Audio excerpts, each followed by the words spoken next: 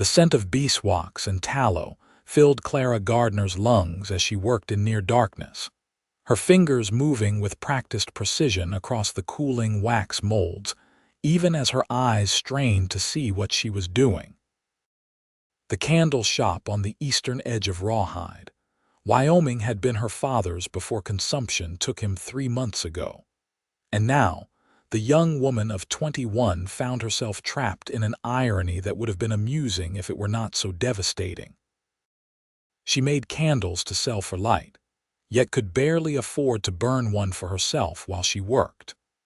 Every candle represented food, represented keeping the roof over her head, represented survival in a town that did not look kindly on women alone trying to make their way.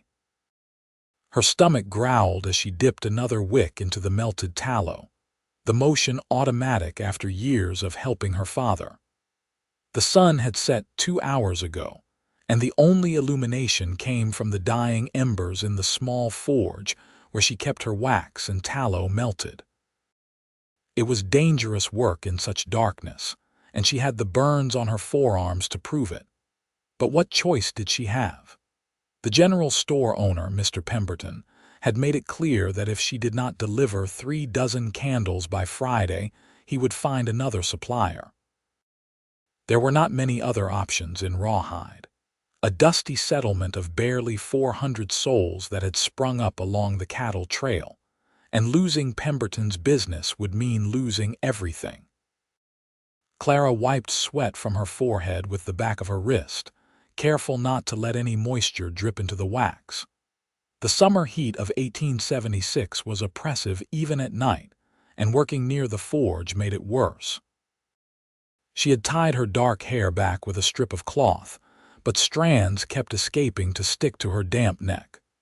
Her dress, once a pretty blue calico, was stained with wax and worn thin at the elbows.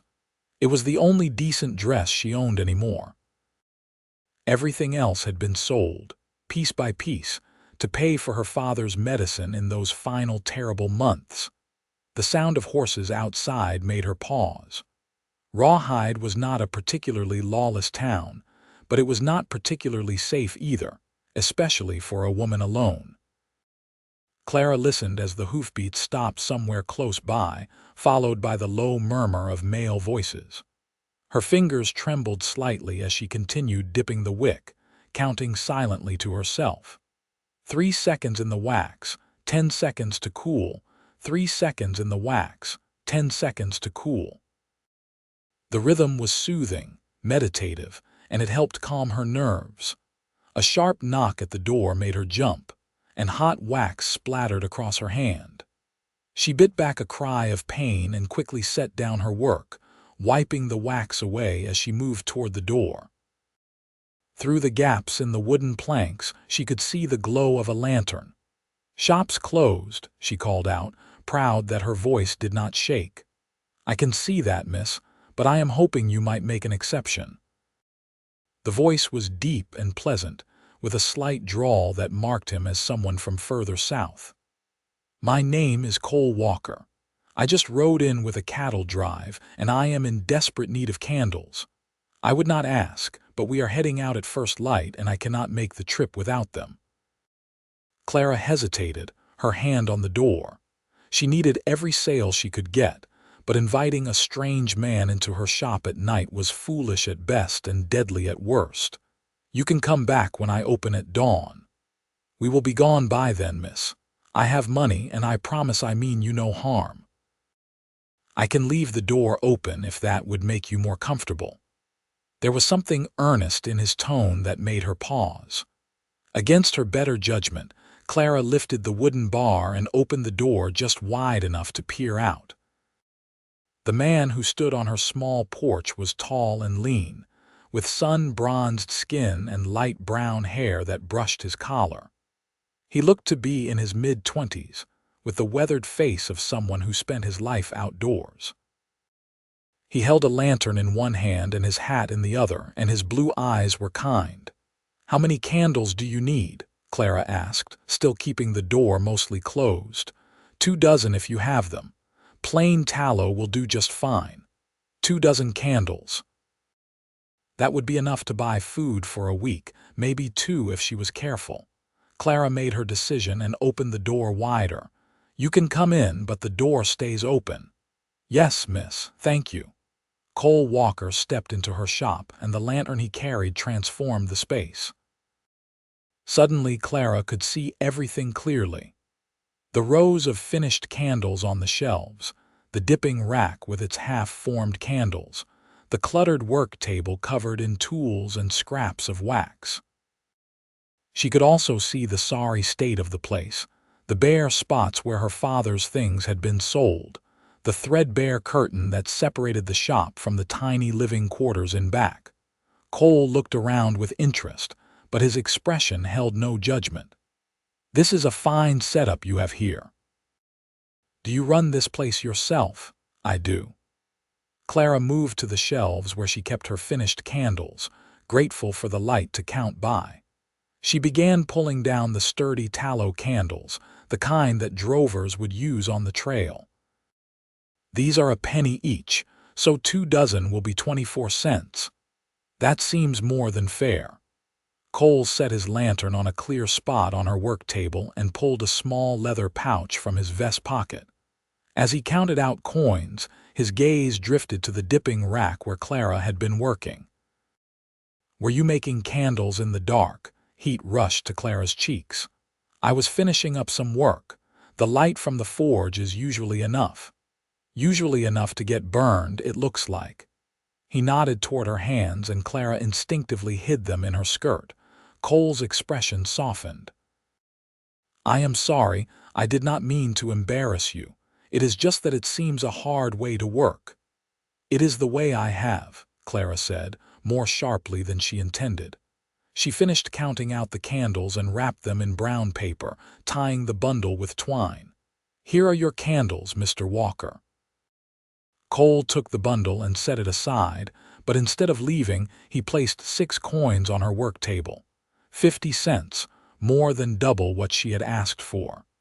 "The extra is for the inconvenience of opening after hours." "That is not necessary." "Maybe not, but I would like you to have it all the same." He picked up his bundle of candles, then paused. "Miss, if you do not mind my asking, why do you work in the dark? Is it a matter of not having candles or not wanting to burn your inventory?" Clara lifted her chin, torn between pride and the desperate hope that flickered to life in her chest. This stranger had kind eyes and a generous spirit, and something about the way he looked at her made her feel seen for the first time in months. "Both, I suppose. Every candle I burn is one I cannot sell, and I need to sell as many as I can." Cole was quiet for a moment, his gaze thoughtful. When he spoke again, his voice was gentle. "That is no way to live, miss. Working yourself to the bone in the dark, burning your hands, going without so you can scrape by. There has to be a better way. If there is, I have not found it yet." The words came out more bitter than Clara intended, and she turned away, embarrassed by the sudden sting of tears in her eyes. She had not cried since her father's funeral, had not allowed herself that luxury, but something about Cole Walker's kindness cracked the wall she had built around her heart. She heard him move, and then his hand appeared in her line of vision, holding out a clean handkerchief. "Here." Clara took it, dabbing at her eyes. "I am sorry. You came here for candles, not to listen to a stranger's troubles." "Maybe so, but that does not mean I cannot care about what happens to you." Cole leaned against her work table, settling in as if he had all the time in the world. "How long have you been running this place alone?" 3 months. My father died of consumption in May. I am sorry for your loss." The words were simple, but the compassion in Cole's voice made them genuine. "Do you have any other family?" "No, it was just the 2 of us." Clara handed back his handkerchief and forced herself to meet his eyes. "Thank you for your kindness, Mr. Walker, but I should get back to work. I have orders to fill. In the dark, if that is what it takes." Cole studied her for a long moment, and Clara had the unsettling feeling that he could see right through her brave facade to the scared, exhausted woman beneath. Then he did something that surprised her. He took off his hat, set it on the table, and rolled up his sleeves. "Show me what to do." "Excuse me, show me how to make candles. You have got orders to fill, and you will finish them twice as fast with help. Plus, I have got a lantern that is just going to waste otherwise." Clara stared at him. "You want to help me make candles, but you said you are leaving at dawn." "I did, and I am. But that gives us about 7 hours, and I am not much for sleeping anyway." His smile was warm and genuine. "Besides, I cannot in good conscience ride out of here knowing I left you to work in the dark when I have the means to help. What kind of man would that make me?" "A practical one. Most men would not give it a second thought." "Then I suppose I am not most men." Cole moved toward the dipping rack. "Now, are you going to teach me, or am I going to have to figure it out myself and waste all your wax in the process?" Despite everything, Clara felt a smile tug at her lips. It was the first time she had smiled in longer than she could remember. "I suppose if you put it that way, I do not have much choice." For the next several hours, Clara's small shop was transformed. With Cole's lantern providing steady light, the work went faster and easier than it had in weeks. Clara taught him the rhythm of candle dipping, how to judge when the wax was the right temperature, how to keep the wicks straight and true. Cole was a quick learner, his hands steady and sure, and he worked with the same quiet competence she imagined he brought to everything he did. As they worked, they talked. Cole told her about his life on the trail, driving cattle from Texas to the railroad towns in Wyoming and Montana. He described vast herds stretching to the horizon, nights spent under stars so thick they looked like spilled milk, rivers that had to be crossed with hundreds of cattle swimming in a line. He spoke of dusty towns and dangerous river crossings, of stampedes and storms and the bone-deep satisfaction of delivering a herd safely to its destination. In turn, Clara found herself opening up in ways she had not expected. She told him about growing up in the candle shop, learning the trade at her father's elbow. She described the careful chemistry of different waxes and tallows, the art of blending scents, the satisfaction of creating something useful and beautiful. She spoke of her father's illness and death, of the crushing weight of responsibility that had fallen on her shoulders, of her determination to keep the shop running no matter what it took. "You are braver than most men I know," Cole said as he carefully lifted a completed candle from the dipping rack. "Taking on all this alone, refusing to give up even when everything is stacked against you. I do not feel brave. Most days I just feel tired." Bravery is not about not being tired or scared. It is about keeping going even when you are both. He set the candle on the cooling rack and reached for another wick. "My mother always used to say that courage is not the absence of fear, but the decision that something else is more important than that fear." "Your mother sounds like a wise woman. Is she still in Texas?" A shadow crossed Cole's face. "She passed when I was 16. Fever took her in the span of 3 days. My father followed her 6 months later. Folks said it was pneumonia, but I think it was really a broken heart. I am sorry. It is hard, is it not, losing the people who made the world make sense?" Cole met her eyes across the work table, and in that moment, Clara felt a connection snap into place between them. He understood. He knew what it was like to be alone, to carry grief like a stone in your chest, to keep moving forward because the alternative was to lie down and let the world roll over you. "It is," Cole said quietly, "but it gets easier little by little. And sometimes, when you least expect it, you find people who remind you that the world can still be good." The air between them seemed to thicken, charged with something Clara could not quite name. She looked away first, her heart beating faster than the heat of the forge could account for. "We should keep working. You said you have to leave at dawn." They fell back into a companionable rhythm, but something had shifted. Clara found herself acutely aware of Cole's presence, of the way his shoulder nearly brushed hers when they worked side by side, of the warmth in his eyes when he looked at her. She caught him watching her more than once, his expression soft and wondering, and each time their eyes met, that strange electricity sparked between them again. By the time the sky began to lighten, they had finished not just the order for Mr. Pemberton, but an additional 24 candles beyond that. Clara's shelves were better stocked than they had been in weeks, and she had done it all without straining her eyes or burning her hands in the darkness. Cole stretched, working the kinks out of his back. "I should head back to camp. The trail boss will have my hide if I am not ready to ride when he gives the word." Clara nodded, suddenly reluctant to see him go. This strange, wonderful night had felt like stepping out of her dark, difficult life and into something else entirely. The thought of returning to her solitary existence felt unbearable. "Thank you for your help. I could not have done all this without you. I think you would have found a way. You are the most determined woman I have ever met." Cole picked up his hat and settled it on his head, then collected his bundle of candles. He paused at the door, looking back at her. "Clara, I know we just met, and I know I have got no right to ask you this, but I am going to anyway. Come with me."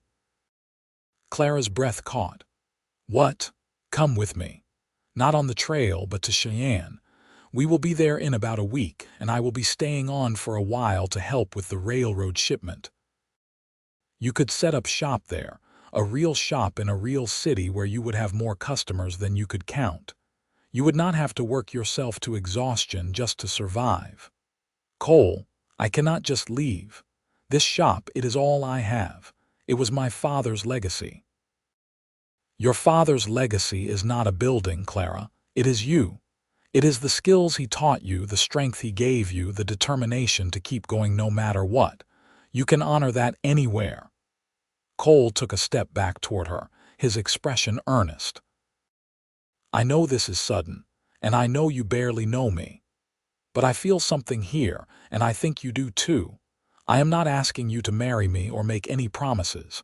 I am just asking you to give yourself a chance at something better than working in the dark." Clara's mind raced. Everything he said made a terrible, wonderful kind of sense. But the fear was there too, the fear of leaving behind everything familiar, of trusting a man she had known for less than a night, of stepping into an unknown future. "I need time to think," she whispered. Cole nodded. "I understand.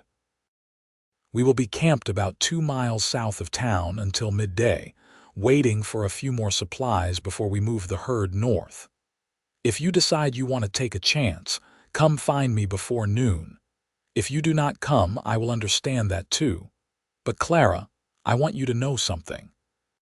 He reached out and gently took her hand, his touch sending warmth up her arm. "In all my years on the trail, I have never met anyone like you. You have got fire in you, the kind that does not go out no matter how hard the wind blows. That is rare and precious, and you deserve better than to spend your life struggling in the shadows." Then he was gone, the sound of his boots fading as he walked back toward wherever he had left his horse. Clara stood in the doorway of her shop as the sun crept over the horizon, painting the sky in shades of pink and gold. The new day was beginning, and for the first time in months, she felt the stirring of something she had thought was lost forever: hope. Clara spent the morning in a daze, mechanically going through the motions of opening the shop and tending to the few customers who came in. Mrs. Henderson bought candles for her daughter's upcoming wedding. Old Mr. Crawford came in for his weekly supply of tallow candles, complaining as always about the price even as he counted out his pennies. A traveling salesman purchased several of her better beeswax candles, the one scented with lavender that she saved for special occasions. But through it all, Clara's mind was elsewhere, turning over Cole's offer like a puzzle she could not quite solve. The practical part of her, the part that had kept her alive these past 3 months, insisted it was madness to even consider it. She would be leaving behind the only home she had ever known to follow a man she had just met. What if he turned out to be different than he seemed? What if she got to Cheyenne and found herself stranded, alone and penniless in a strange city? But another part of her, a part she had been suppressing for so long she had almost forgotten it existed, whispered different questions. What if Cole was exactly who he seemed to be? What if this was her one chance at something better? What if she stayed in Rawhide and spent the next 30 years slowly drowning, working herself to death in the dark, until there was nothing left of Clara Gardner but exhaustion and regret? At 11:30, Clara made her decision. She moved with sudden, decisive energy, pulling down the best of her remaining stock and packing it carefully into a large crate. Her tools went in next. The dipping rack her father had built with his own hands, her precious molds, the special knife she used for trimming wicks. She wrapped everything carefully in old newspapers and cloth scraps, working with the speed of someone who knew that if she slowed down, she might lose her nerve. Her few personal possessions fit into a single carpet bag: 2 changes of clothes, her mother's silver hairbrush, the Bible that had belonged to her grandmother, a daguerreotype of her parents on their wedding day. As she packed, Clara felt a strange lightness growing in her chest. For 3 months, this place had been both sanctuary and prison. Now she was choosing to leave it behind, and the terror of that was matched only by the exhilaration. She found Mr. Pemberton at his general store and told him she was leaving town. To her surprise, he did not seem upset about losing his candle supplier. Instead, he offered to buy her remaining stock and her equipment for $30.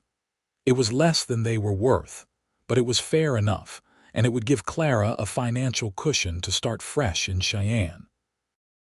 They shook hands on the deal, and Clara promised to have everything ready for him to collect by the end of the week. Then she went to see Mrs. Walsh, her landlord, and explained that she would be vacating the shop. The older woman had been kind to Clara after her father's death, and Clara felt she deserved an honest explanation. Mrs. Walsh listened to her story, her weathered face thoughtful. "This cowboy, do you trust him?" she asked finally. "I barely know him," Clara admitted. "But yes, I think I do." "Then you are either very brave or very foolish, and in my experience, those 2 things often look the same." Mrs. Walsh reached out and patted Clara's hand. "Your father was a good man, and he raised a good daughter. Trust your instincts, child. They will serve you better than all the logic in the world." With her affairs in order, or at least as much in order as they could be on such short notice, Clara borrowed Mrs. Walsh's old cart and loaded her packed crate and carpetbag into it. The sun was high overhead as she made her way south out of town, following the dusty road toward where Cole had said the cattle drive would be camped. She spotted the herd before she saw the camp. Hundreds of cattle spread across the grassland, their lowing carrying on the warm breeze. Smoke rose from several campfires, and she could see men moving among the animals and around the camp. As she drew closer, Clara's heart began to pound. What was she doing? This was insane.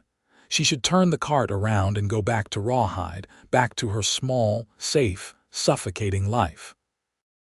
But she did not turn around. She kept going, one hand gripping the cart handle, the other clutching her skirts, until a man on horseback spotted her and came riding over. "Can I help you, miss?" he asked, tipping his hat. He was older than Cole, with graying hair and a weathered face. "I am looking for Cole Walker," Clara said, proud that her voice came out steady. The man's eyebrows rose, but he simply pointed toward one of the campfires. "You will find him over yonder helping to pack up. We are about to move out." Clara thanked him and made her way toward the fire he had indicated. She saw Cole before he saw her. He was kneeling beside a bedroll, tying it up with efficient movements, his hat pushed back on his head. Her breath caught at the sight of him in the full light of day. He was handsome, certainly, but more than that. There was something about the way he moved, the easy confidence in his body that made her pulse quicken. Then he looked up and saw her, and the expression that crossed his face made all her doubts evaporate like morning mist. Pure, unguarded joy. Cole was on his feet in an instant, striding toward her with long steps.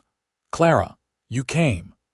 "I came," she agreed, and then suddenly he was there, standing right in front of her, looking at her like she was something precious and unexpected. "You really came," he repeated, softer this time. His hand came up as if to touch her face, then dropped. "I hoped you would, but I was not sure.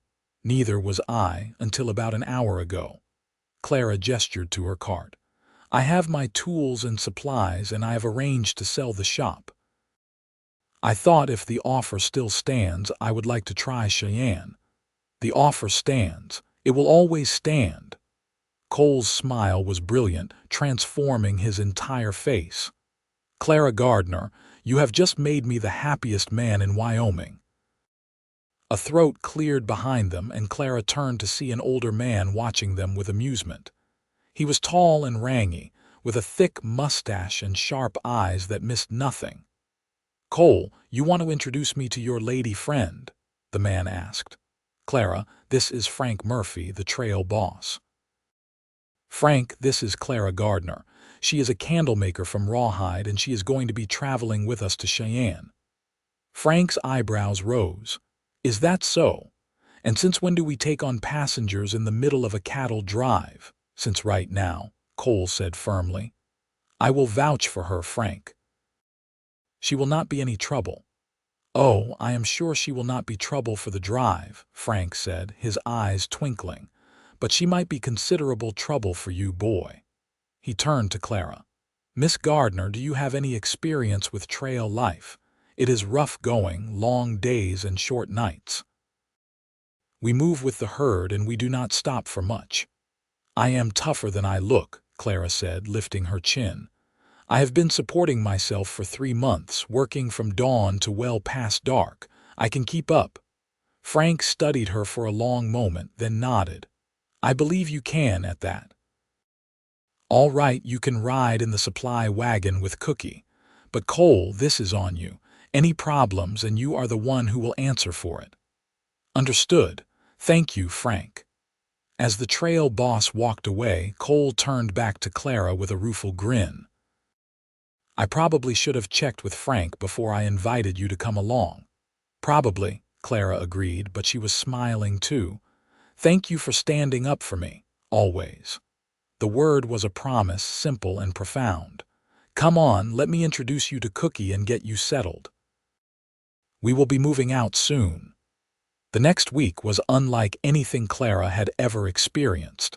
She had lived her entire life in Rawhide, rarely venturing more than a few miles from the town. Now she found herself part of a small, mobile community, traveling through a landscape that seemed to go on forever under a sky so vast it made her dizzy to look at it. Cookie, the drive's cook, was a gruff man in his 50s who ruled his supply wagon with an iron hand. But he warmed to Clara quickly, especially after she helped him prepare the evening meal and proved she was not afraid of hard work. He taught her to bake biscuits in a Dutch oven buried in coals, to make coffee strong enough to stand a spoon in, to stretch salt pork and beans to feed 20 hungry men. The drovers were initially wary of having a woman in camp, but Clara won them over with her competence and good humor. She mended clothes for men who had been wearing torn shirts for weeks. She shared the good soap she had brought with her, the kind scented with lavender that she made herself.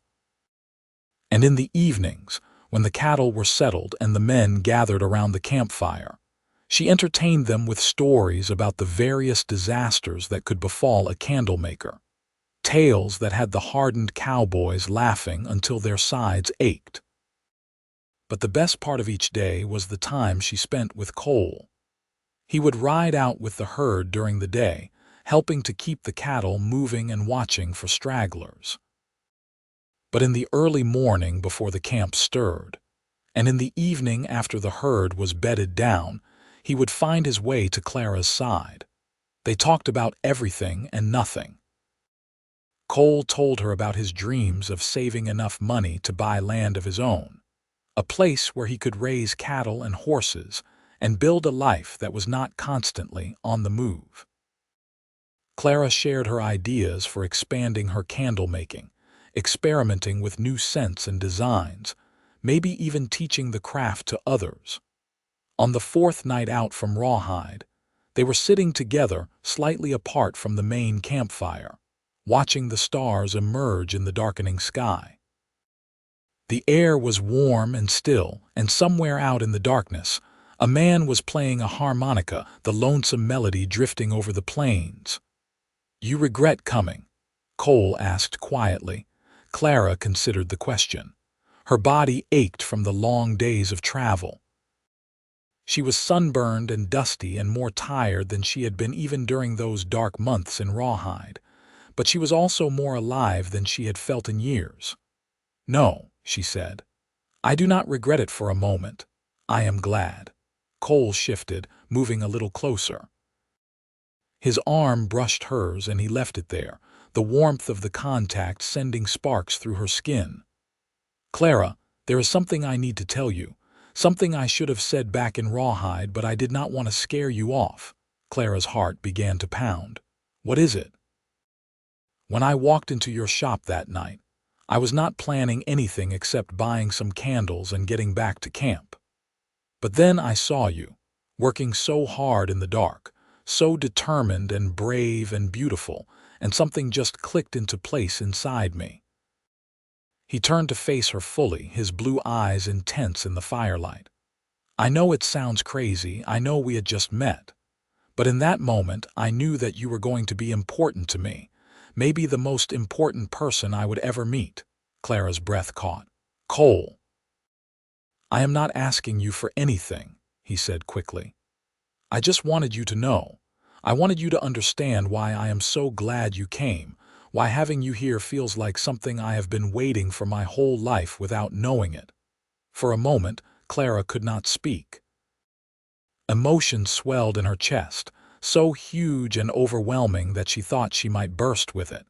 Then, moving on instinct rather than thought, she reached out and took his hand. His fingers closed around hers immediately, warm and strong and sure. "I feel it too," she whispered.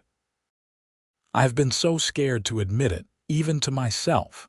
But Cole, I feel it too." His smile was like the sun rising. Slowly, giving her every chance to pull away, he leaned in. His lips brushed hers, soft and questioning, and Clara felt the world tilt on its axis. She kissed him back, her free hand coming up to rest against his chest, feeling the steady beat of his heart under her palm. When they finally pulled apart, Cole rested his forehead against hers. "I am going to marry you someday, Clara Gardner. That is not a proposal, just a statement of fact. I am going to marry you, and we are going to build a life together that neither of us has to survive alone." "That sounds like a promise." "It is, the biggest one I will ever make." They sat there together as the stars wheeled overhead, holding hands and stealing kisses, while the cattle lowed in the distance, and the campfire crackled, and the future stretched out before them like the endless prairie. The rest of the journey to Cheyenne passed in a blur of long days and precious stolen moments. Clara found herself falling more deeply in love with Cole with each passing day. She loved the way he was always the first to volunteer for the difficult jobs, the way he treated every member of the drive with respect regardless of their position. She loved his laugh, deep and genuine, and the way his eyes crinkled at the corners when he smiled at her. She loved how he would bring her wildflowers he found on the trail, presenting them with a courtly bow that made her giggle like a girl. For his part, Cole seemed to find new reasons to seek out her company constantly. He taught her to ride, patiently showing her how to sit a horse and control the reins. He pointed out landmarks and told her the history of the territory they were passing through. He shared his dreams with her, painting pictures of the life they could build together in vivid detail. The other drovers noticed, of course. There was good-natured teasing, but it was clear that the men approved of the match. Frank Murphy pulled Cole aside one evening and Clara saw them talking, the trail boss gesturing emphatically. Later, Cole told her that Frank had offered him a bonus at the end of the drive, extra money to help him get started in Cheyenne. He said any man smart enough to find a woman like you is a man who deserves a leg up in the world, Cole reported, grinning. I think you have won over the whole crew, Clara. I just hope I can live up to their expectations, Clara said, but she was smiling too. They reached Cheyenne on a blazing hot afternoon in late June. The city was bigger than anything Clara had ever imagined, a sprawling collection of buildings and streets that seemed to go on forever. The air was filled with noise, the sound of hammers and saws from constant construction, the whistle of trains at the railroad depot, the shouts of men loading and unloading freight wagons, the music spilling out from the numerous saloons and dance halls. Clara stared around in wonder, trying to take it all in. Cheyenne had grown exponentially in recent years, fueled by the railroad and the cattle trade, and it showed. There were fine brick buildings next to rough wooden structures. Well-dressed businessmen walked the same streets as dusty drovers and working men in rough clothes. Women in elegant dresses with parasols passed by women in simpler calico, all of them moving with purpose and determination. "What do you think?" Cole asked, watching her face. "I think it is overwhelming," Clara admitted, "but also exciting. Look at all these people, Cole. Think of how many of them need candles." He laughed. "Leave it to you to see the business opportunity first. Come on, let me help you get situated before I have to help with getting the herd settled." They made arrangements for Clara to stay at a respectable boarding house run by a Mrs. Patterson, a stern-faced woman who nonetheless had kind eyes. The room was small but clean, with a real bed and a washstand and a window that looked out over the bustling street. To Clara, after months of struggling in Rawhide and a week of sleeping in the supply wagon, it felt like a palace. "I will be back as soon as I can," Cole promised, standing in the doorway of her room with his hat in his hands. "We have to get the cattle to the stockyards and handle the sale, but I should be free by tomorrow evening at the latest. Will you be all right until then?" "I will be fine," Clara assured him. "I want to start looking for a place to set up shop. The sooner I can get established, the better." Cole hesitated, then stepped into the room and closed the door behind him. He crossed to where Clara stood and took both her hands in his. "Before I go, there is something I want to ask you. I know I said before that I was not proposing, but the thing is, I was not entirely honest. I have been wanting to propose since about the second day on the trail, but I was trying to be patient and give you time. Only now we are here, and I am about to leave you to go deal with cattle business, and all I can think about is how much I hate the idea of walking away from you, even for a day." Clara's heart was racing. "Cole, what are you saying?" "I am saying that I love you, Clara Gardner. I love your strength and your determination and your kindness. I love the way you face the world head-on, no matter what it throws at you. I love waking up knowing I am going to see you, and I love falling asleep thinking about you. And I know it has only been a week, and I know people will say we are rushing, but I do not care." He dropped to one knee, still holding her hands, and looked up at her with his whole heart in his eyes. "Marry me, Clara. Marry me and let me spend the rest of my life making sure you never have to work in the dark again." Tears spilled down Clara's cheeks, but she was smiling through them. "Yes, yes, of course I will marry you." Cole surged to his feet and swept her into his arms, spinning her around the small room while she laughed and cried at the same time. When he set her down, he kissed her thoroughly, and Clara kissed him back with all the love and joy and hope that filled her heart to bursting. "I do not have a ring yet," Cole said when they finally broke apart, "but I will get you one, I promise, the prettiest ring in Cheyenne." "I do not need a ring," Clara told him. "I just need you. You have me. You will always have me." They stood there in the golden afternoon light, holding each other and making promises, while outside the window, the city of Cheyenne bustled and hummed with life and possibility. Over the next several weeks, Clara and Cole threw themselves into building their new life together. Cole received his pay from the cattle drive, a substantial sum that included Frank Murphy's promised bonus. Combined with the money Clara had gotten from selling her shop in Rawhide, they had enough to make a solid start. Clara found a storefront on 16th Street, in a good location with plenty of foot traffic.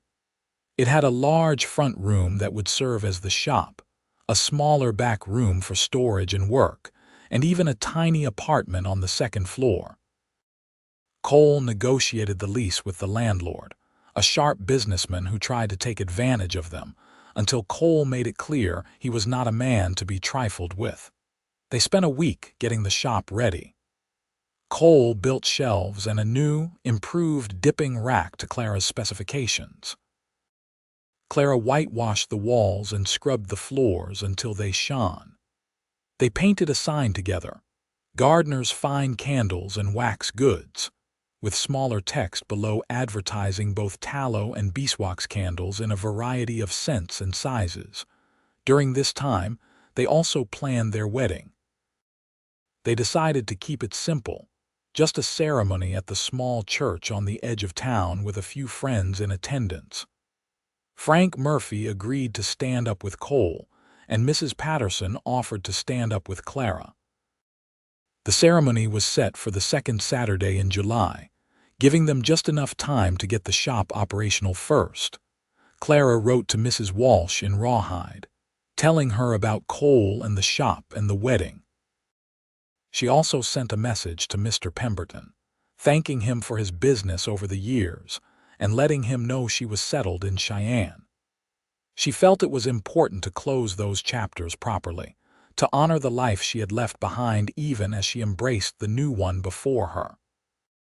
The shop opened on a Monday morning in early July. Clara had been worried that no one would come, that she would stand in her beautiful clean shop with her neatly arranged shelves and her new sign and have not a single customer. But her fears proved groundless. By mid-morning, she had sold 24 candles, and by closing time, her shelves were looking decidedly bare. Word spread quickly. Clara's candles were high quality and fairly priced, but more than that, Clara herself was a born saleswoman. She had a gift for talking to people, for understanding what they needed and helping them find it. She made each customer feel valued, and they repaid her with their business and their loyalty. Cole, meanwhile, found work helping to manage cattle shipments at the stockyards. It was not as romantic as life on the trail, but it paid well, and it kept him close to Clara.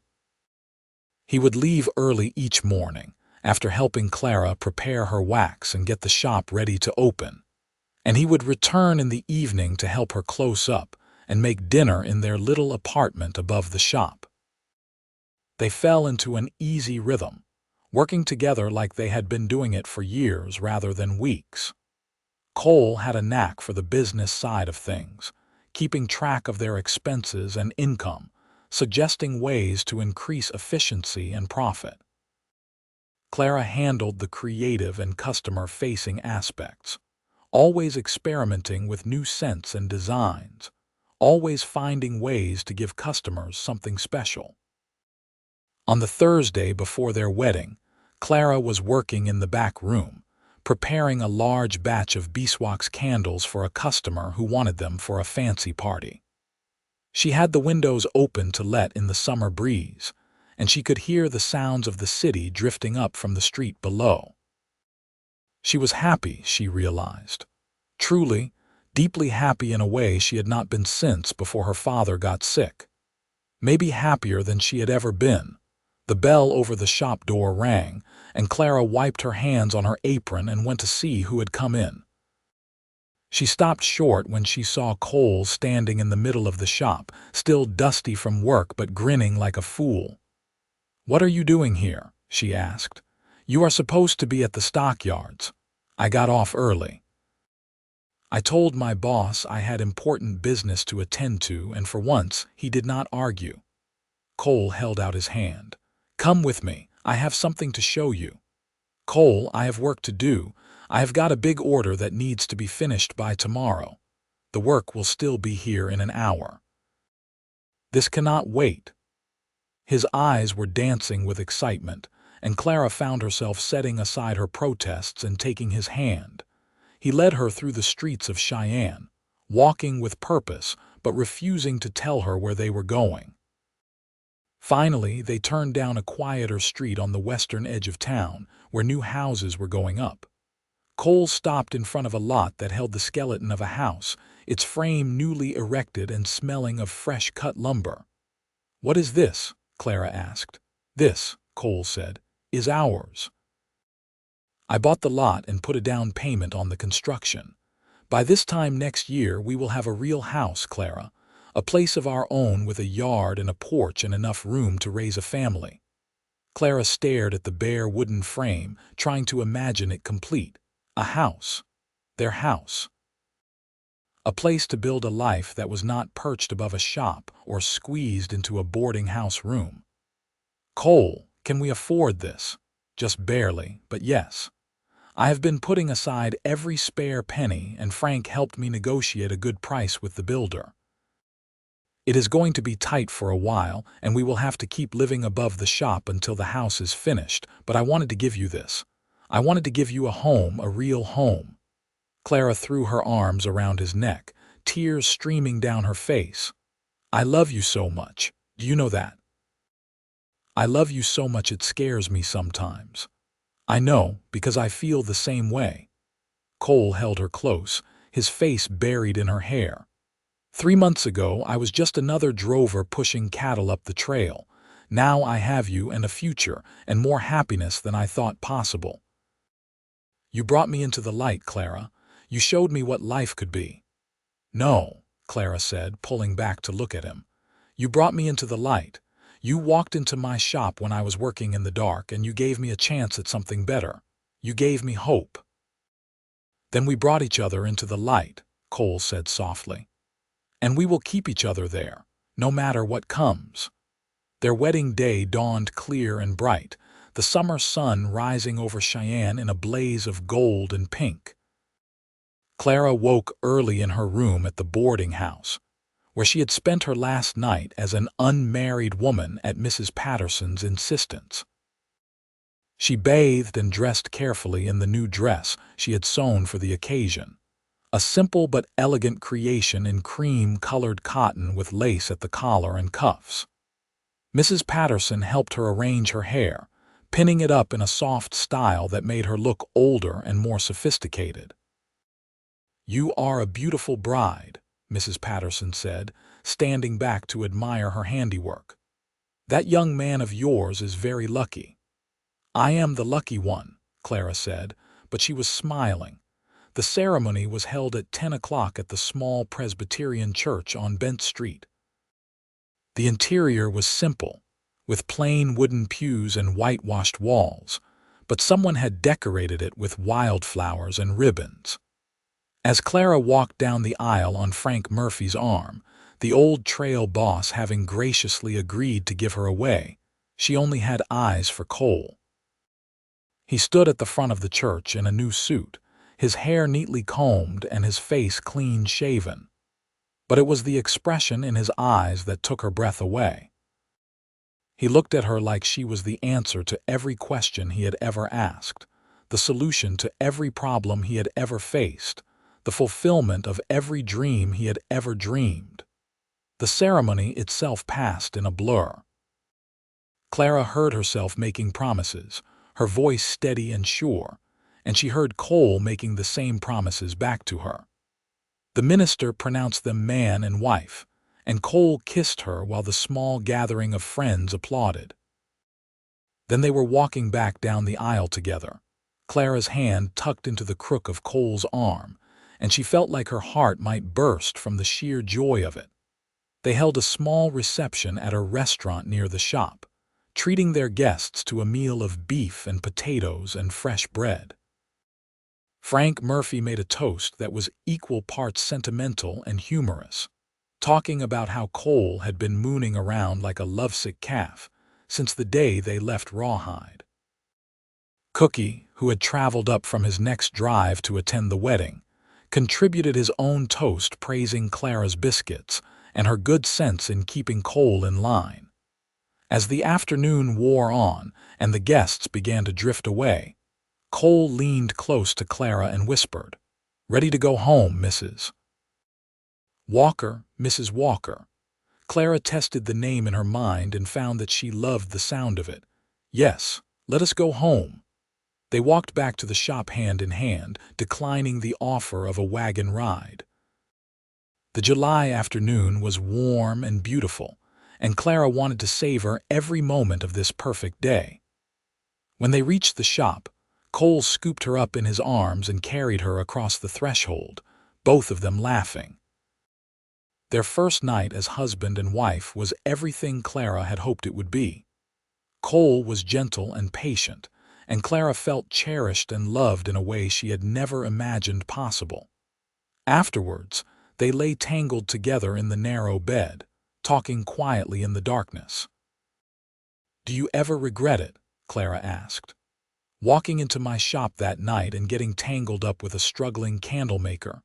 Cole's arms tightened around her. "Not for a single second. You are the best thing that ever happened to me, Clara Walker. You and this life we are building together." "I used to be so scared," Clara confessed. "After Papa died, I was terrified all the time.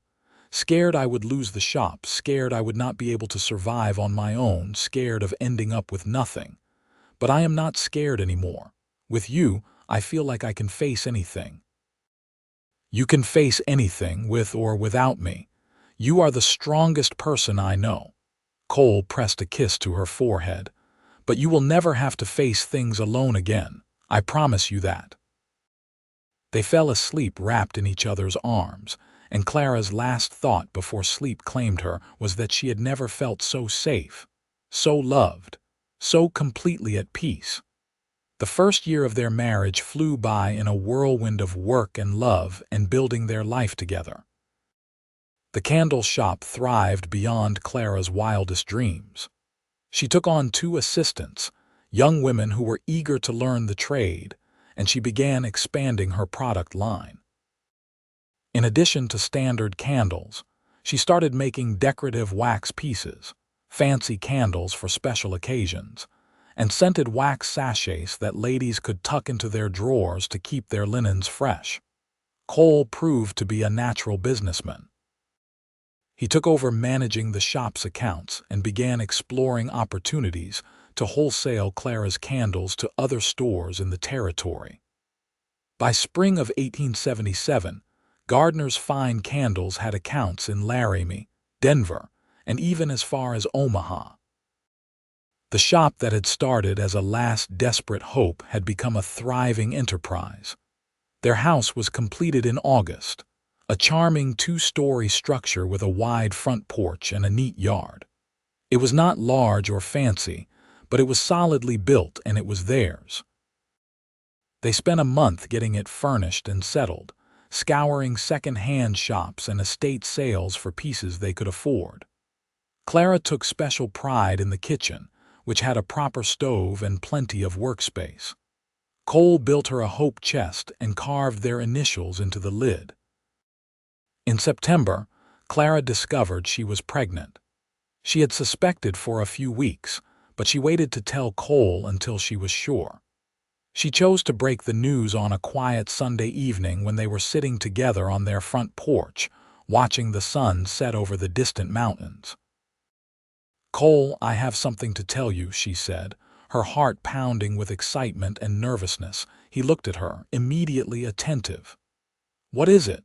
"I am going to have a baby. We are going to have a baby." For a moment, Cole just stared at her, his expression frozen in shock. Then his face broke into the most brilliant smile Clara had ever seen. He let out a whoop of joy that probably startled their neighbors and pulled her into his arms, holding her so tightly she could barely breathe. "A baby," he kept saying, over and over. "Clara, we are going to have a baby." "We are," she confirmed, laughing through happy tears. "In early April, if my calculations are correct." That night, Cole was impossibly gentle with her, treating her like she was made of spun glass. Clara found it amusing and touching in equal measure. Over the following months, he became almost comically protective, insisting that she not lift anything heavy or work too hard. He took over more and more of the shop duties, much to the amusement of Clara's assistants. As Clara's pregnancy progressed, the women of Cheyenne rallied around her. Mrs.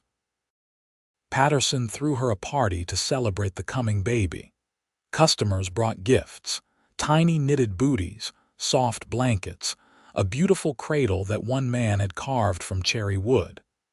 Clara was touched by the outpouring of support from a community that had been strangers just a year ago. In late March, as Clara's due date approached, Cole became increasingly nervous. He had faced down stampeding cattle and dangerous river crossings without flinching, but the thought of Clara in childbirth terrified him. The night before she went into labor, he confessed his fear. "I cannot lose you," he said, his voice raw. "Clara, I cannot lose you. You are my whole world."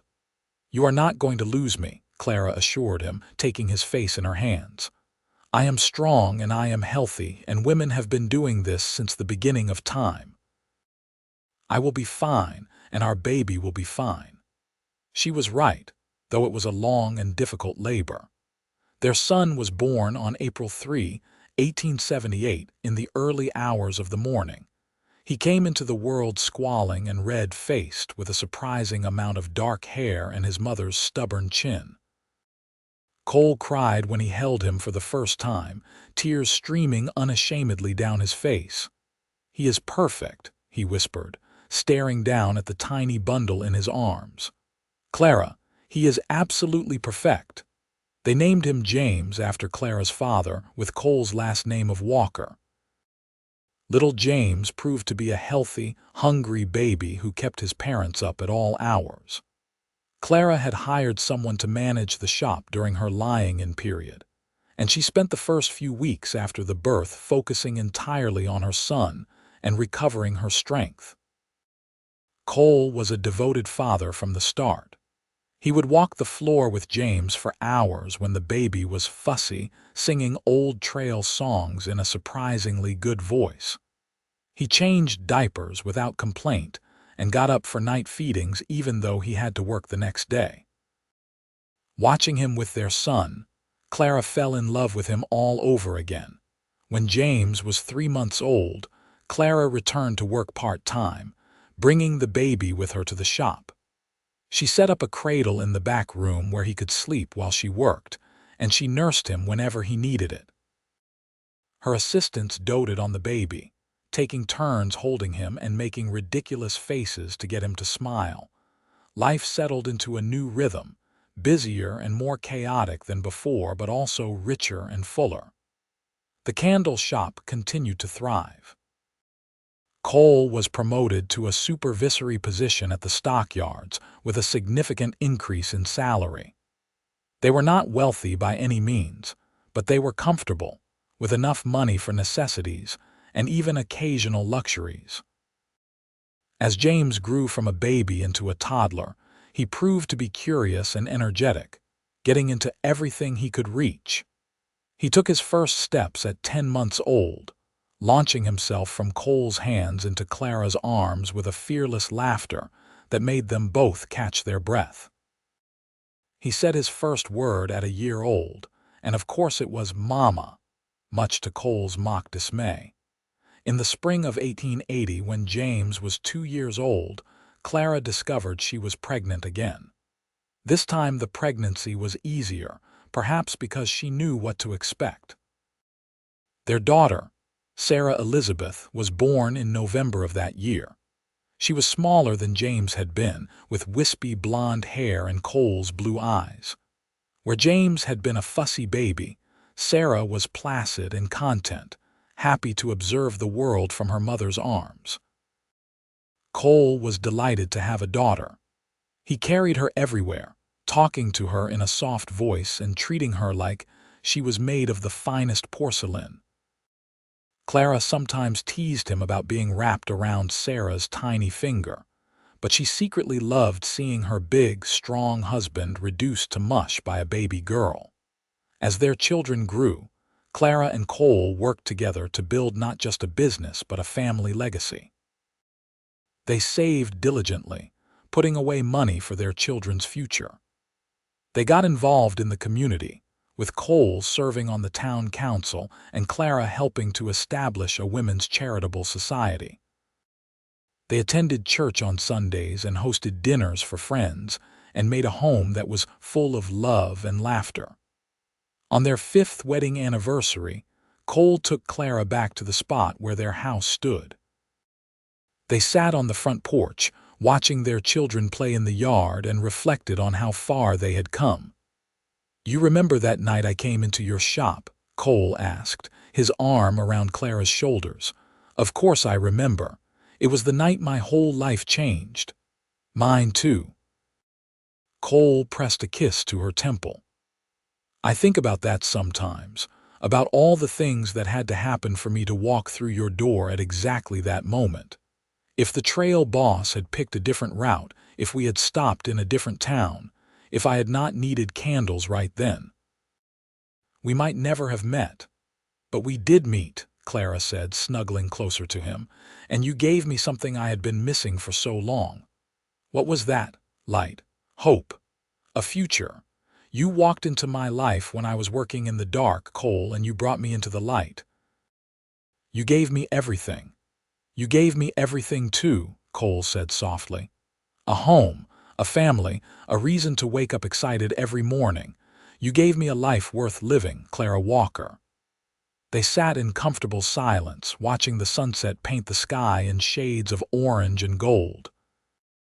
James came running up to the porch, his small face flushed with excitement, demanding that his father come play. Cole scooped him up with a laugh, and Clara watched them with a smile, Sarah drowsing contentedly in her arms. This was her life now. This beautiful, messy, chaotic, wonderful life. And she would not change a single moment of it. The years continued to roll by, marked by milestones both large and small. James started school at age 6, a serious little boy who loved reading and was surprisingly good with numbers. Sarah proved to be artistic, always drawing or making things with her hands. Clara taught her the basics of candle making, and Sarah took to it like a duck to water, her small hands surprisingly deft with the wax. In 1883, Clara gave birth to their 3rd child, another boy they named Thomas. He was the happiest baby Clara had ever seen, always smiling and laughing, and he brought a new energy to their household. Cole joked that they were starting their own cattle drive, given how many children they had running around. The candle shop expanded again, taking over the storefront next door. Clara hired more assistants and began training young women in the candlemaking trade, passing on the skills her father had taught her. She took pride in giving these women the opportunity to learn a valuable skill, to have a way to support themselves if they ever needed it. She never forgot what it had been like to struggle alone in the dark, and she was determined to help others avoid that fate if she could. Cole thrived in his work as well. He was promoted again, becoming one of the senior managers at the stockyards. He was respected by men who had known him as a simple drover, not because he had forgotten where he came from, but because he had not. He treated everyone with the same respect and fairness, whether they were wealthy cattle barons or dusty cowboys just off the trail. In the summer of 1885, they took a trip back to Rawhide. It was the first time Clara had been back since leaving nearly 10 years earlier. The town had not changed much, still small and dusty and struggling. They visited her father's grave, and Clara laid flowers on it while Cole kept the children occupied. She told her father about her life, about Cole and their children and the success of the shop, and she felt at peace. They also visited with Mrs. Walsh, who was still alive and spry despite her advancing years. The old woman cried when she saw Clara, embracing her warmly and exclaiming over how well she looked. They spent an afternoon catching up, and Clara made sure to leave Mrs. Walsh with enough money to be comfortable, a small repayment for the kindness the woman had shown her in her darkest days. "You did good, girl," Mrs. Walsh said as they were leaving. "Your father would be so proud of you." "I hope so," Clara said, her eyes stinging with tears. "I tried to honor his legacy." "You did more than that. You took what he taught you and built something even bigger. That is the best legacy of all." As they rode back to Cheyenne, the children chattering excitedly in the back of the wagon, Clara leaned against Cole's shoulder and felt a profound sense of gratitude. She had come so far from that scared young woman working in the dark. She had built a life beyond anything she had dared to dream. And it was all because one cowboy had walked into her shop and seen her, really seen her, and offered her a chance at something better. In 1887, Clara and Cole celebrated their 10th wedding anniversary with a party that brought together friends and family from all over the territory. Frank Murphy came, now retired from trail driving and running a small ranch outside of Laramie. Cookie came, bringing his new wife, a formidable woman who had somehow managed to tame the gruff old cook. Many of the men who had been on that fateful cattle drive attended, eager to see Cole and meet his family. The party was held at their house, with tables set up in the yard and lanterns strung from the trees. There was music and dancing and more food than anyone could eat. As Clara moved through the crowd, making sure everyone was taken care of, she was struck by how much love surrounded her. These people were not just acquaintances or business associates. They were her community, her chosen family, the people who had helped her and Cole build their life. Late in the evening, after the children had been put to bed and most of the guests had gone home, Clara and Cole found themselves alone on their porch. Cole pulled her into his arms and began to dance with her, humming a waltz even though there was no music playing anymore. "Happy anniversary, Mrs. Walker," he said softly.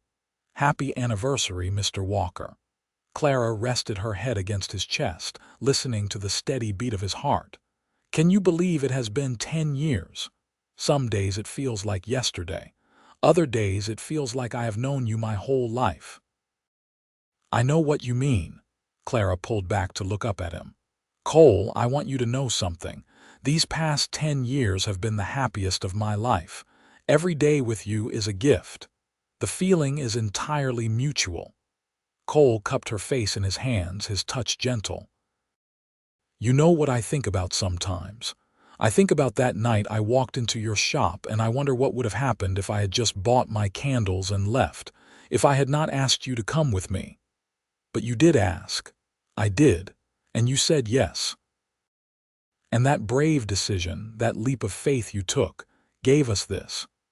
He gestured to the house, the yard, the life they had built together.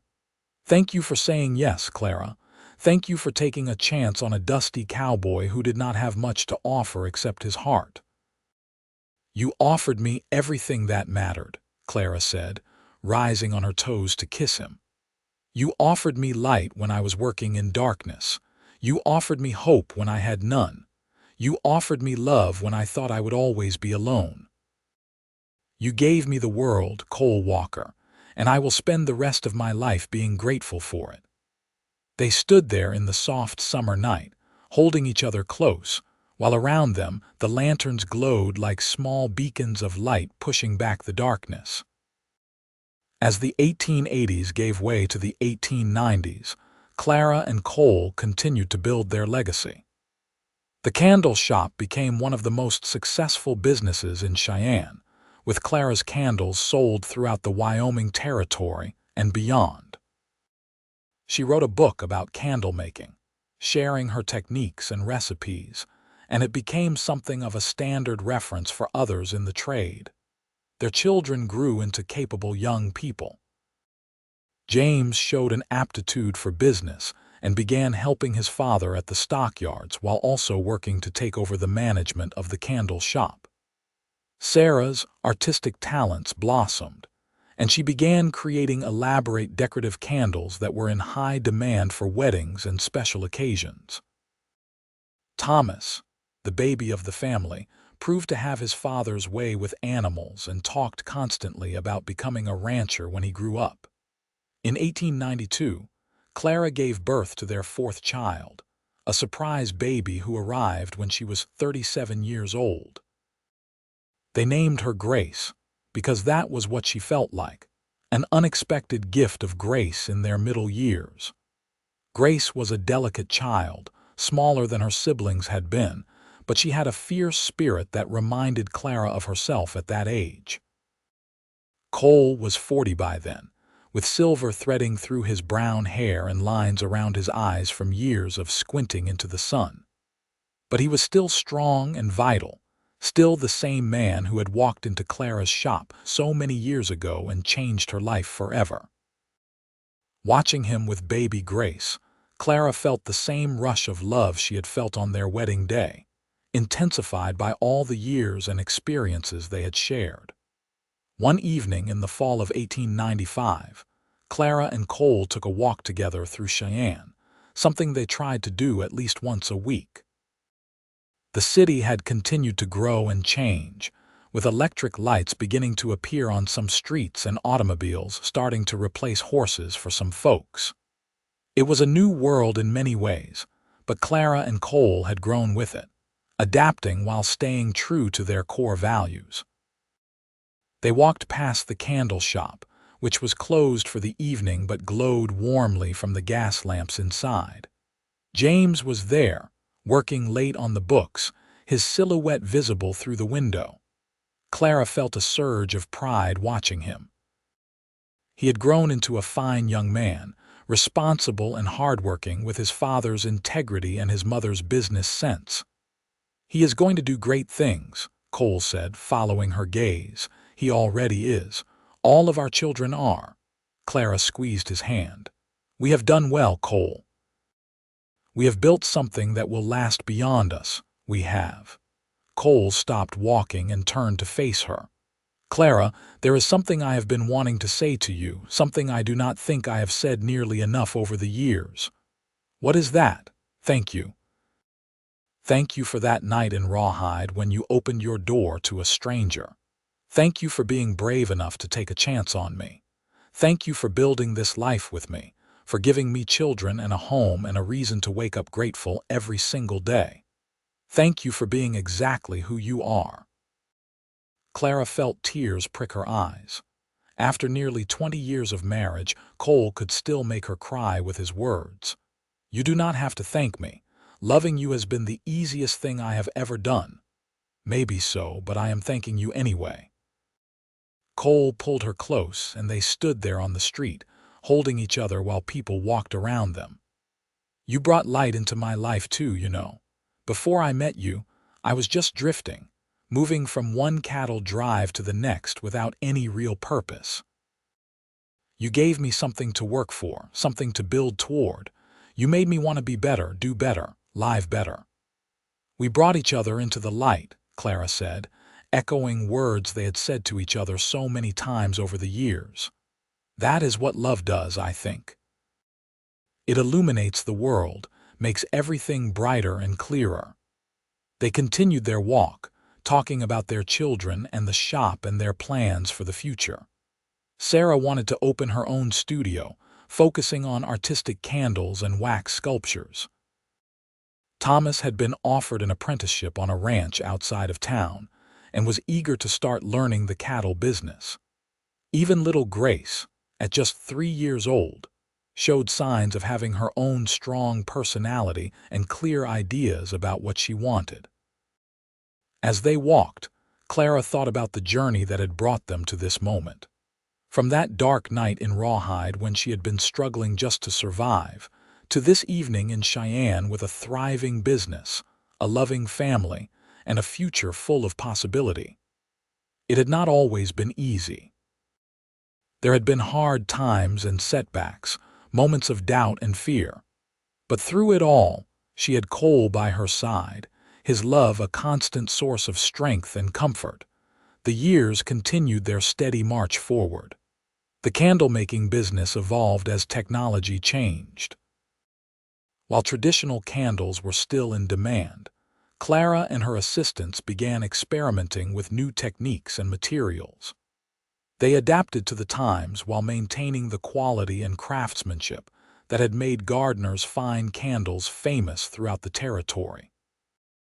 In 1899, Wyoming became more modern with each passing year, and the Walker family grew along with it. James married a lovely young woman named Elizabeth, and they gave Clara and Cole their first grandchild in 1900, a beautiful baby girl. Sarah opened her studio and became renowned for her artistic candles, which were featured in magazines and sought after by wealthy clients throughout the West. Thomas got his ranch and was making a success of it, applying the same dedication his parents had shown in building their business. Grace grew into a bright, curious child who asked a million questions and wanted to know how everything worked. She reminded Clara so much of herself at that age. Though Grace had advantages Clara had never dreamed of: a stable home, loving parents, opportunities to learn and grow. On a warm evening in June of 1900, Clara and Cole celebrated their 25th wedding anniversary. Their children threw them a party, a grand affair with guests coming from all over Wyoming and even neighboring states. The house and yard were decorated with flowers and ribbons, and a band played music late into the night. As Clara danced with Cole under the stars, surrounded by their children and grandchildren and friends, she felt overwhelmed with gratitude. This beautiful life, this incredible family, this legacy they had built together. It all started with one moment of courage. One night when she had opened her door to a stranger, when Cole had asked her to take a chance, when they had both chosen to step into the unknown together. "What are you thinking about?" Cole asked, his arms secure around her as they swayed to the music. "About how blessed I am. About how much I love you. About how grateful I am for every single day we have had together." Cole smiled, the same warm smile that had first captured her heart 25 years ago. "The best decision I ever made was walking into your shop that night.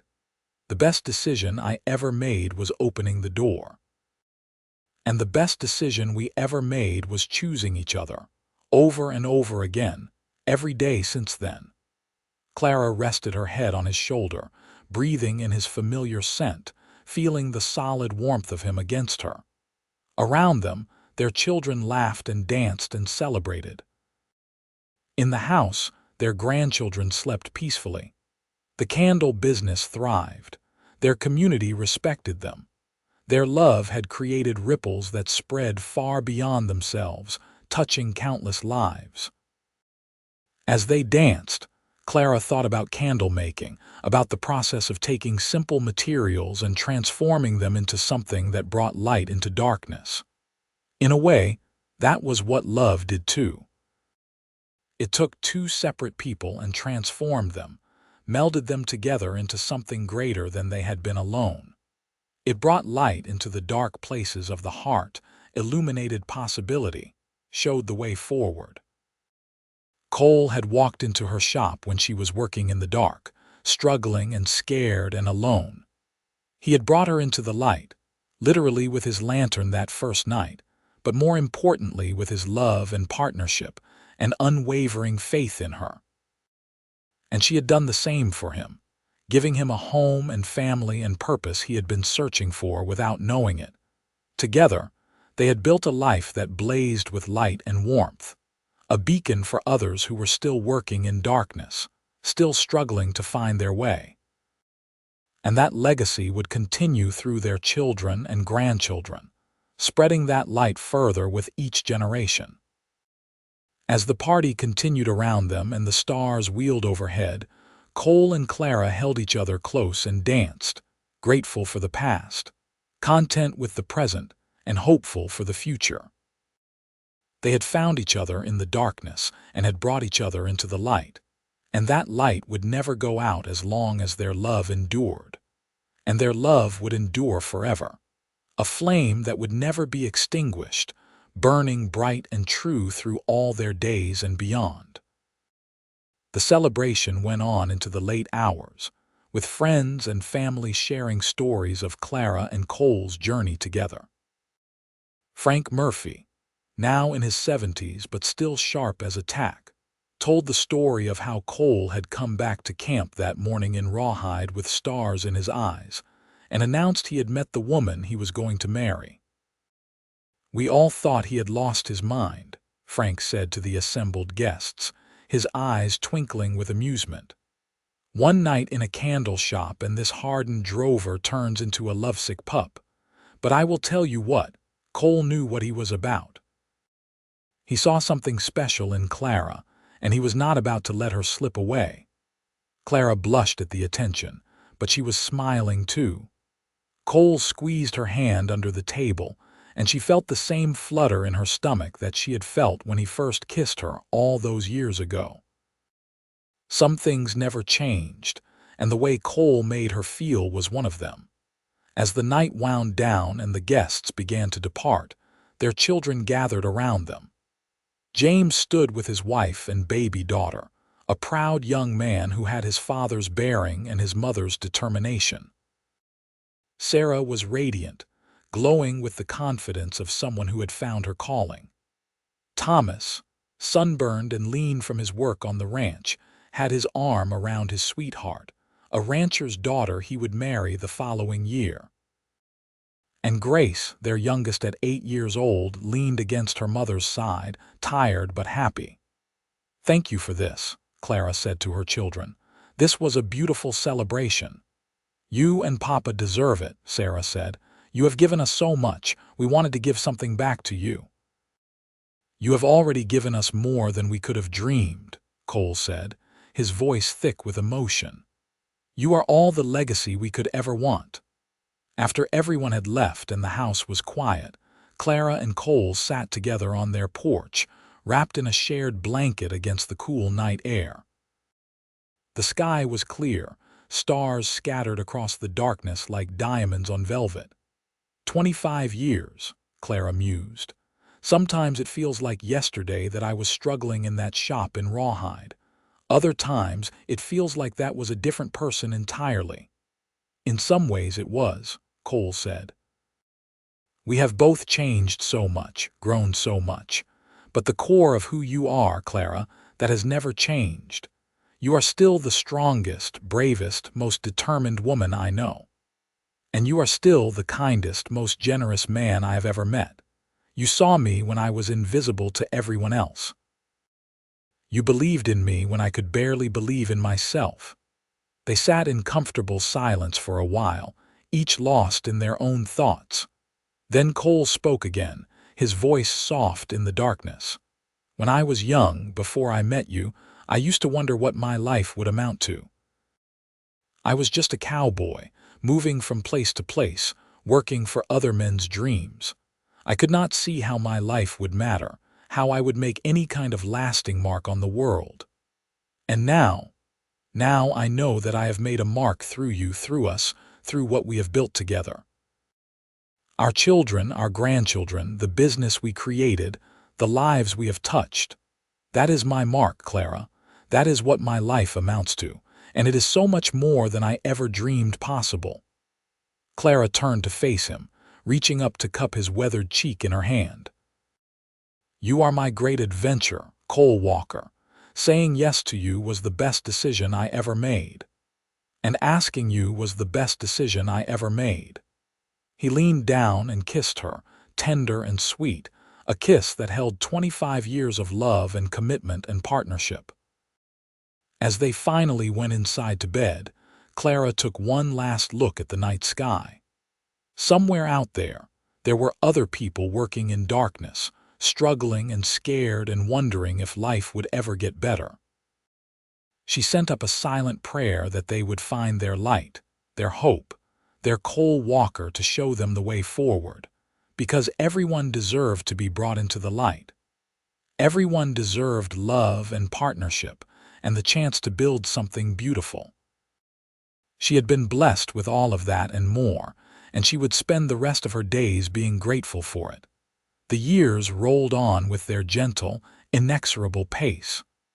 Cole and Clara grew older, their hair turning silver, their steps slower but no less sure. They watched their children build their own lives and legacies. They delighted in a growing brood of grandchildren, each one a unique blend of the Walker and Gardner families. The candle business remained strong, now managed primarily by James, with Sarah contributing her artistic expertise and Grace showing interest in learning the trade. In 1905, Clara published a second book, this one a memoir of her journey from struggling candlemaker to successful businesswoman. She wrote honestly about the hard times, about working in the dark and wondering if she would survive. She wrote about Cole's arrival and the decision to leave everything behind for a chance at something better. She wrote about building a business and a family, about the joy and challenges of marriage and motherhood, about the rewards of perseverance and faith. The book became unexpectedly popular, especially among women who saw their own struggles reflected in Clara's story. She received letters from all over the country, women telling her that her story had inspired them to keep going, to take chances, to believe that better days were possible. Clara treasured these letters, reading them when she felt tired or discouraged, reminded that her story mattered to people beyond her own family.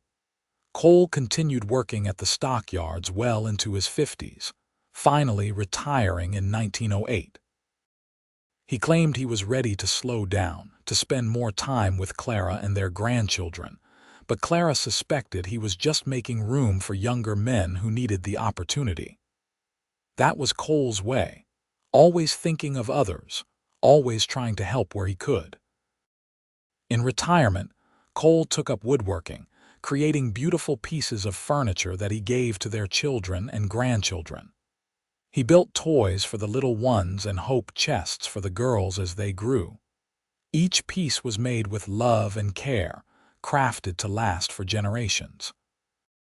Clara cut back her hours at the shop as well, though she never fully retired.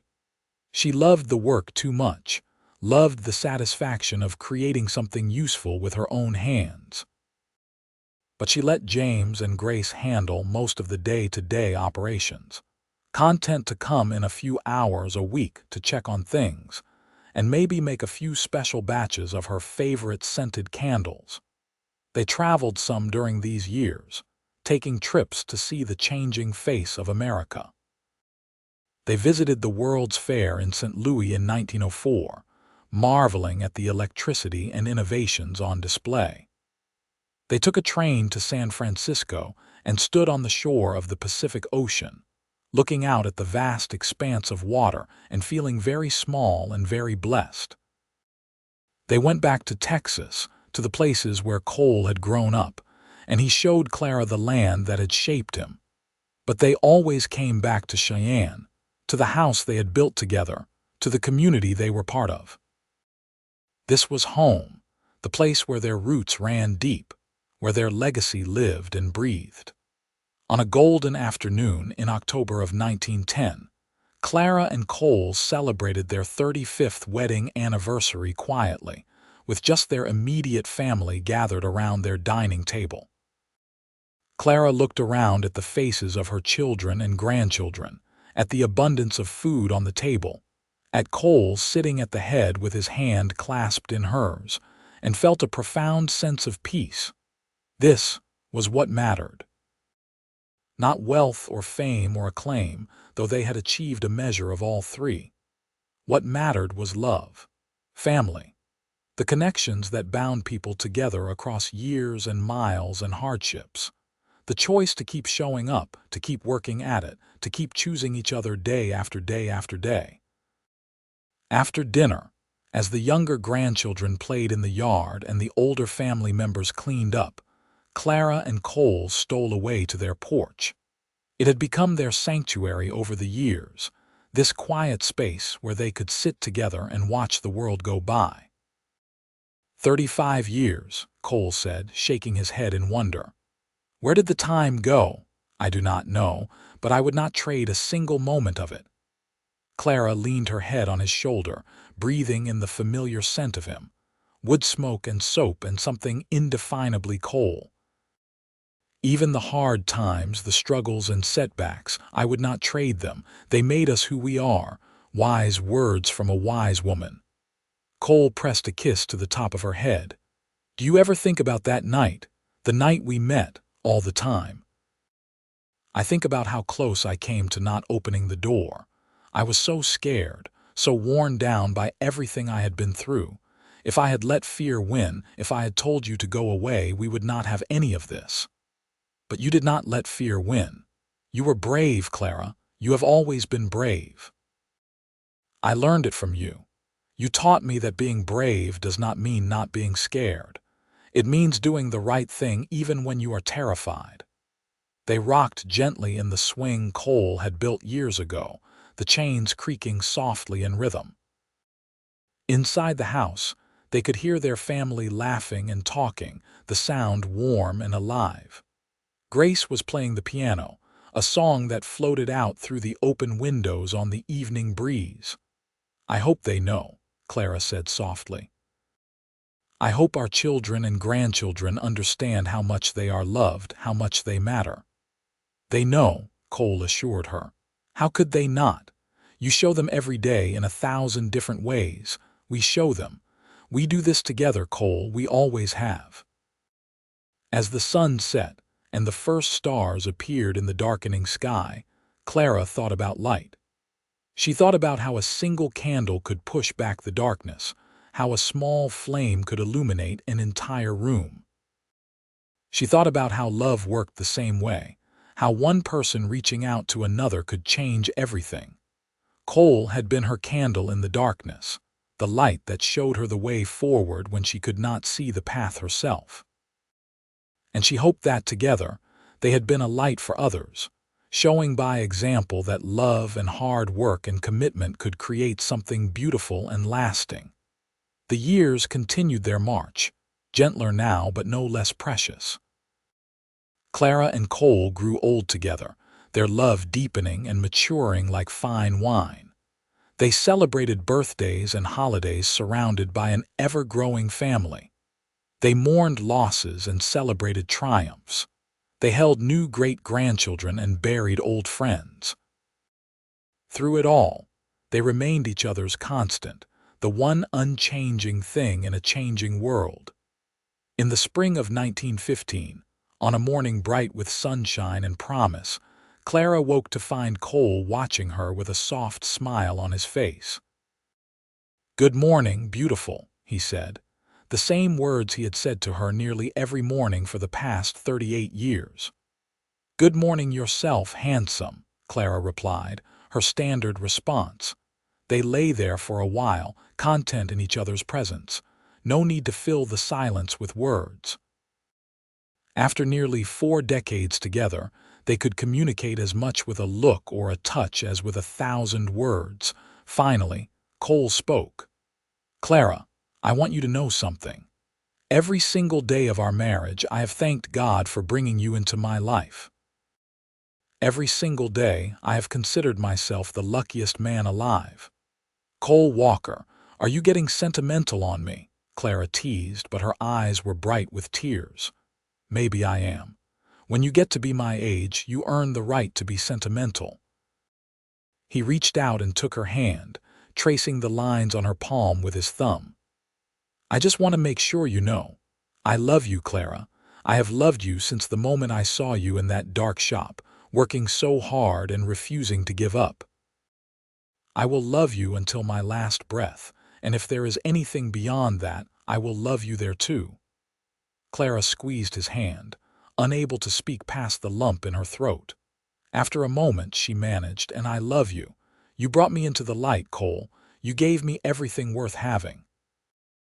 "We brought each other into the light," Cole corrected gently. "That is what love does. It illuminates. It transforms. It makes everything possible." They spent that day together, just the two of them, walking through the city they had helped build, visiting places that held meaning for them. The candle shop, now run by the third generation of their family. The church where they had married. The lot where Cole had first shown Clara their house under construction.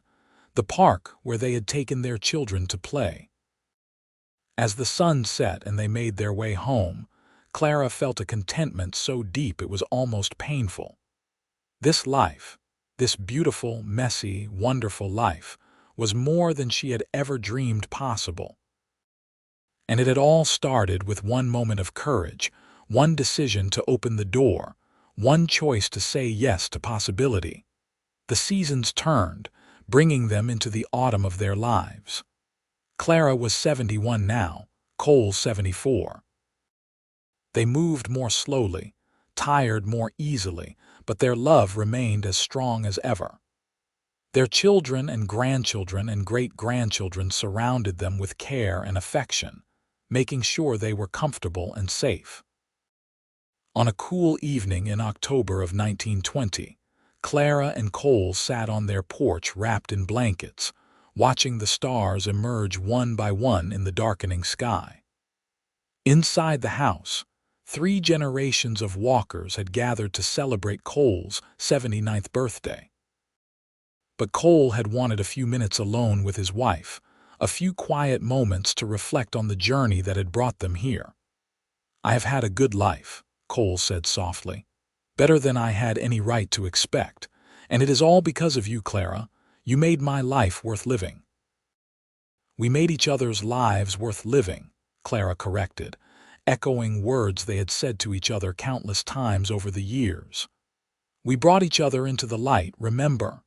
"I remember everything," Cole said. "Every moment of our life together is precious to me." They sat in companionable silence, holding hands, content simply to be together. The sounds of their family drifted out from the house, laughter and conversation and the high voices of children. This was their legacy, Clara thought. Not just the successful business or the beautiful house or the material things they had accumulated. Their real legacy was love. The love they had shared with each other, the love they had poured into their children, the love that now flowed through generations of their family. As Clara looked at Cole, at his weathered face and silver hair and eyes still bright with intelligence and humor, she felt overwhelmed with gratitude. They had been given a gift, she and Cole. The gift of time, of love, of building something beautiful together. Not everyone got that. She knew how lucky they were. "Thank you," she whispered. "For what?" Cole asked. "For everything. For walking into my shop that night, for asking me to come with you. For every day of these past 43 years. For showing me what love could be, for bringing me into the light."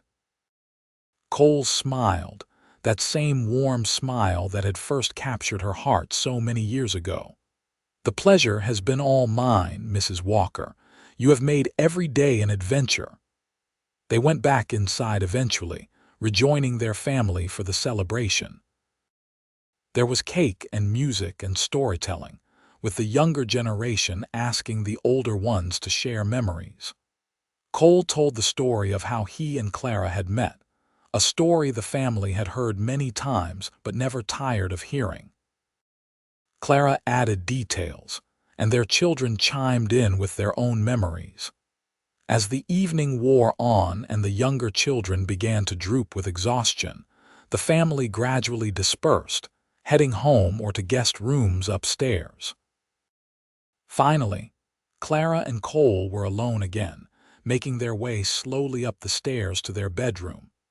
They prepared for bed with the ease of long practice, moving around each other in perfect synchronization.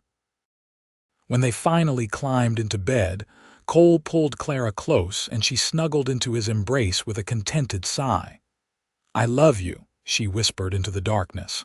"I love you too," Cole replied, "now and always."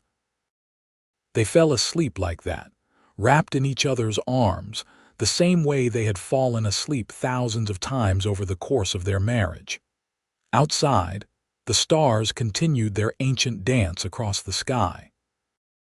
In the city around them, people went about their lives, working and loving and struggling and hoping. And in a comfortable house on the west side of Cheyenne, two people who had found each other in the darkness and brought each other into the light slept peacefully, secure in their love and the life they had built together. The story of Clara Gardner and Cole Walker was one of courage and love, of two people choosing each other against the odds and building something beautiful together. It was a story of light triumphing over darkness, of hope conquering despair, of love making all things possible. And it was a story that would live on through their children and grandchildren and great-grandchildren, a legacy of love that would never fade, a flame that would never go out, burning bright and true through all the generations to come. Their life together was a testament to the power of love, the importance of courage, and the truth that sometimes the best things in life come from taking a chance on the unknown. Clara had been working in the dark, struggling to survive, when Cole walked into her shop. He brought her into the light, literally and figuratively, and together they created a life that blazed with warmth and love and hope. And so their story ends where all the best stories end. With love, with family, with a legacy that will endure long after they are gone. The candlemaker who worked in the dark found her light in a cowboy who saw her when she felt invisible. Together, they built a life that illuminated not just their own way forward, but the path for generations to come. Their love was the candle that never went out, the light that guided their family through good times and bad, the flame that proved that even in the darkest moments, hope and love can always find a way to shine through.